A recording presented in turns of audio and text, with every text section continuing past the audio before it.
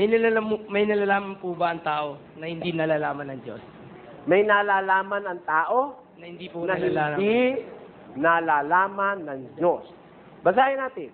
Sa Job, ganito ang ating mababasa. Pagtayo, pag-upo. Pagtayo, pag-upo. Pagtayo, pag-upo.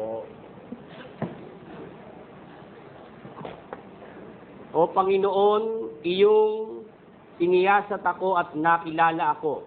Iyong nakikilala ang aking pag-upo at ang aking pagtindig. Iyong nauunawa ang aking pag-iisip sa malayo. Iyong siniyasat ang aking landas at ang aking higaan.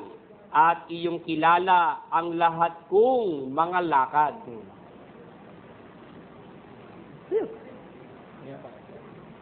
Ayun ang sagot. Parang yung tanong ni Brad Pitt yan eh. Brad Eli, sabi niya, meron bang tanong sa Biblia na hindi mo kayang sagutin? Kung meron, ano yon? Kung wala, ano yon? Mali yon. Brad Pitt.